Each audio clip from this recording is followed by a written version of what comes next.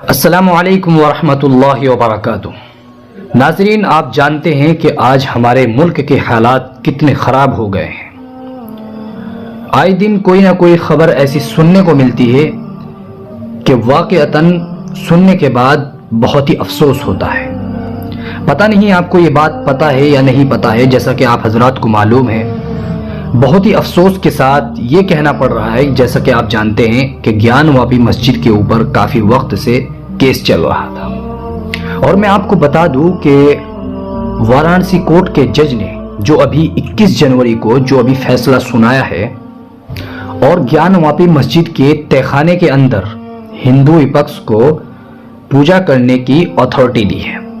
कुछ वीडियो मैं आपको यहां दिखाऊंगा कि फैसला आने के बाद तुरंत उसके अंदर पूजा शुरू कर दी गई है। अब मैं आपको थोड़ा सा ये बता दूं कि जो मुस्लिम लीडर है और जो हिंदू भी है, उसमें कोई कुछ नहीं बोला, सब खामोश है। अगर बोले तो सिर्फ बैरिस्टर असदुद्दीन ओवैसी साहब बोले, जिनको आप बीजेपी का राइट हैंड कहते हैं। और उसके अंदर हमारे कुछ उलमा इकराम भी अल्हम्दुलिल्लाह सुम्मा अल्हम्दुलिल्लाह बोले हैं। ये मैं समझता हूँ कि मेरे लिए तो ये बहुत ही बड़ी बाइस फख्र की बात है कि हमारे माशाल्लाह उलमा इकराम बोले। फिल वक्त हमारे लिए जो भी बोले, मैं समझता हूँ ये बहुत ही बाइस फख्र की बात है। मैं आपको इस वीडियो के अंदर कुछ क्लिप्स दिखाऊंगा। सारी वीडियो तो नहीं दिखा सकता, वीडियो काफ़ी लंबी हो जाएगी। मैं आपको यहाँ कुछ क्लिप्स दिखाऊंगा। देखिए लोग कितना खुश हैं। देखिए इस वीडियो को ध्यान से देखिए।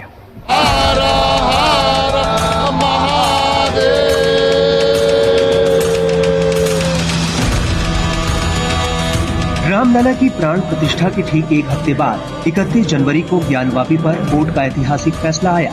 वाराणसी जिला कोर्ट ने हिंदू पक्ष को ज्ञानवापी परिसर में बने व्यास जी तहखाने में पूजा की इजाजत दे दी है। फैसले के बाद हिंदू पक्ष ने देर रात वहां पहुंचकर पूजा की। व्यास जी के तहखाने में 31 साल बाद पूजा हुई। अदालत के फैसले के कुछ ही घंटों के बाद सारे इंतजाम कर लिए गए। विश्वनाथ मंदिर के मुख्य पुजारी ओम प्रकाश मिश्रा और अयोध्या में रामलला के प्राण प्रतिष्ठा का शुभ मुहूर्त निकालने वाले गणेश्वर द्रविड़ ने पूजा कराई। इस दौरान वहां वाराणसी के कमिश्नर और डीएम मौजूद रहे। उनकी निगरानी में ही तहखाने में पूजा कराई गई। बता दें कि कोर्ट के फैसले के बाद ज्ञानवापी के बाहर सुरक्षा व्यवस्था कड़ी हो गई थी। पूरा परिसर छावनी में तब्दील है। काशी विश्वनाथ मंदिर में स्थित नंदी में सामने से बैरिकेडिंग का हिस्सा हटाया गया है। वाराणसी के जिलाधिकारी एस राजलिंगम ने ज्ञानवापी से निकलते वक्त कहा कि कोर्ट के ऑर्डर का पालन किया गया है और उसी के हिसाब से सब कुछ हो रहा है। कोर्ट ऑर्डर की कंप्लेंट्स किया गया। कोर्ट ने जो बोला है उसकी कंप्लेंट्स किया गया।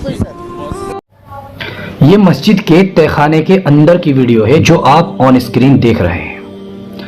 दोस्तों, जिन लोगों की मैं आपको बता दूं मस्जिद को लेकर गंदी नजरें थी, उनके ख्वाब धीरे धीरे मुकम्मल होते हुए नजर आ रहा है। देखिए इस वीडियो को पूरा देखिए।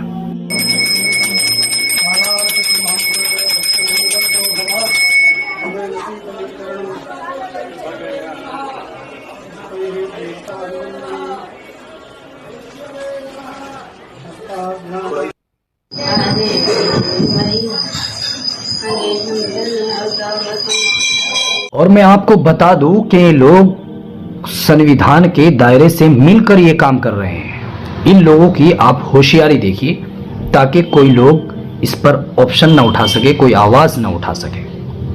और बताया तो यहां तक जा रहा है कि जिस जज ने फैसला सुनाया है उसके रिटायर होने से एक दिन पहले उसने ये फैसला सुनाया है। ये मैं नहीं, ये असद साहब कह रहे हैं। देखिए इस वीडियो को पूरा देखिए।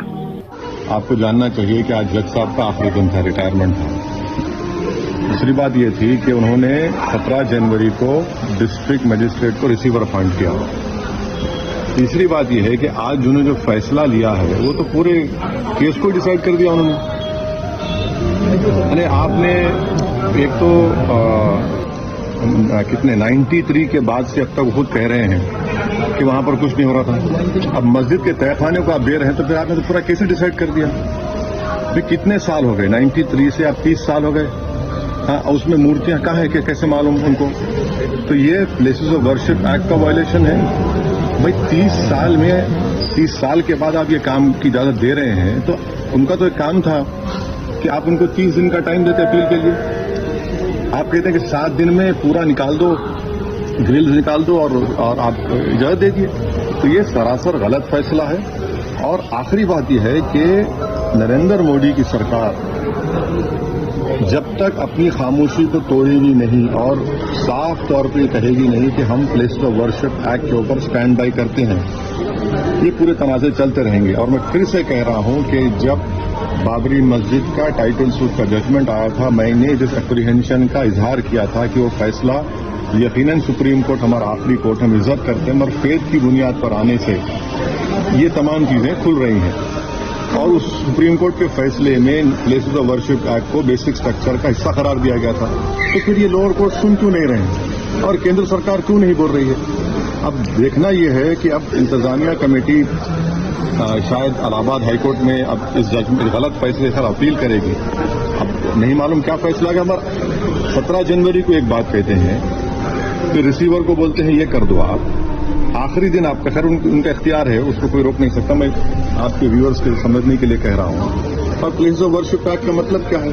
30 साल से कुछ नहीं हो रहा है, आप उनको 30 दिन नहीं देते, ये चीजें हैं सर। लेकिन आज यही कार्रवाई होगी उस पर क्या? नहीं, सर मेरा सवाल इससे जुड़ा हुआ है। हिंदू पक्ष के लॉयर विष्णु शंकर जैन, उन्होंने ये कहा है कि हमारी बड़ी जीत है, आने वाले समय में अयोध्या जैसा ही जब आगे बहस होगी तो उसको लेकर अयोध्या जैसा ही परिणाम आएगा। हाँ, 6 दिसंबर दोबारा हो सकता है देश में, 6 दिसंबर दोबारा हो सकता है। मेरे भाइयों, इन दोस्तों इस वीडियो को देखिए जब इस न्यूज रिपोर्टर ने मस्जिद के इमाम से कहा कि दे दीजिए ना मस्जिद, तो मेरे भाइयों इमाम साहब का रिप्ले क्या रहा, आप जरा ध्यान से देखिए।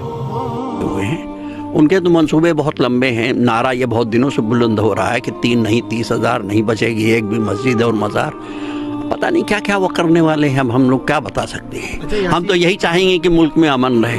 यासीन साहब, अमन चैन की बात हो रही है तो बहुत सारे लोग ये भी अब सवाल करना शुरू कर दिए हैं कि अमन चैन की बात आप लोग कर रहे हैं तो क्यों ना अपने से स्वतः इसको समझौता करके क्यों दे दें हम? हमारी मस्जिद, हम नमाज पढ़ रहे हैं, हम 50 साल से हम नमाज पढ़ रहे हैं लगभग, हम कैसे दे देंगे?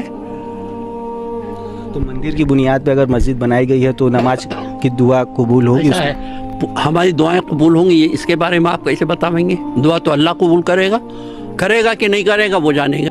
मेरे भाइयों, इस बात में तो कोई शक नहीं है कि एक मुसलमान अपनी जान का तो सौदा कर सकता है पर मस्जिद का सौदा नहीं कर सकता। दोस्तों, मेरी आपसे एक छोटी सी रिक्वेस्ट है। दोस्तों, बस इतना कहूंगा कि आप मजबूत बनिए, ताकतवर बनिए, इत्तिहाद रखिए, मुत्तहिद रहिए, फिर कवारियत में मत बटिए और नमाज कायम कीजिए और कुरान करीम का इल्म सीखिए। दोस्तों, मैं आपको ये तो नहीं कहूंगा कि आप मेरा चैनल सब्सक्राइब करें। मैं आपसे सिर्फ इतना कहूंगा कि अगर आप मेरी बात पर मुत्तफिक है तो आप अपने ख्यालात का जरूर इजहार करें। अस्सलामु अलैकुम वरहमतुल्लाहि वबरकातुहू।